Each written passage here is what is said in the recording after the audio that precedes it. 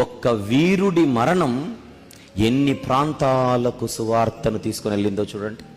Stephen గారి మరణం, ఒక్కడి మరణం ఇన్ని ప్రాంతాలకు సువార్తను తీసుకుని వెళ్ళిందంటే ఎంత ఘనమైన చావది. ఒక వీరుడి వీరమరణం అది. మనం కూడా కోరుకుందాం దేవుణ్ణి, ఏమని? ప్రభువా, నాకు కూడా అలాంటి చావునిస్తావా? ఎలాంటి చావు?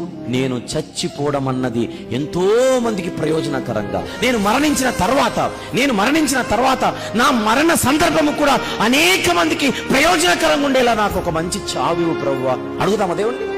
నా మరణం అనేక మందిని వెలిగించేలా ఉండేలా, నా మరణం అనేక మందిలో విశ్వాసాన్ని నింపేలా, నా మరణం అనేక మంది విశ్వాసాలను బలపరిచేలా, ఒక కార్య రూపం దాల్చినట్లుగా నాకు అంత గొప్ప మరణాన్ని ప్రభువా అడిగే వాళ్ళు ఎవరున్నారు చెప్పండి.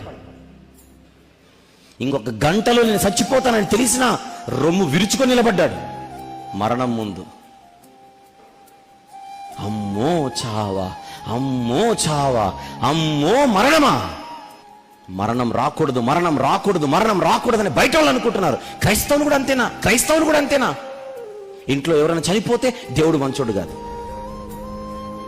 క్రైస్తవుల కుటుంబాలలో మరణాలు జరగవా? క్రైస్తవుల కుటుంబాలలో మరణాలు జరగకూడదా?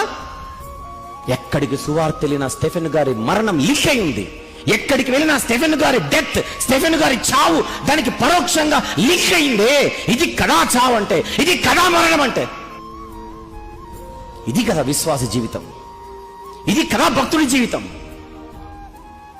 మన ఇండ్లలో ఎవరైనా చనిపోతే జరగరాంది జరిగినట్టుగా బయటోడు దేవుణ్ణి అంటాడు, లోపల ఉన్నవాడు దేవుణ్ణి అంటాడు. ఉద్దరకు దొరికాడా దేవుడు? ఇంత నొక్కేందుకు చెబుతున్నాను చెప్పనా?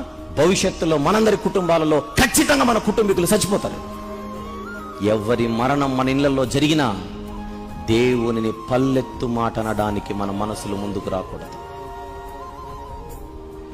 మా అమ్మను తీసుకున్న దేవా నీకు స్తోత్రం, మా నాన్నను పిలుచుకున్న దేవా నీకు స్తోత్రం, నా కుమారుణ్ణి పిలుచుకున్న దేవా నీకు స్తోత్రం.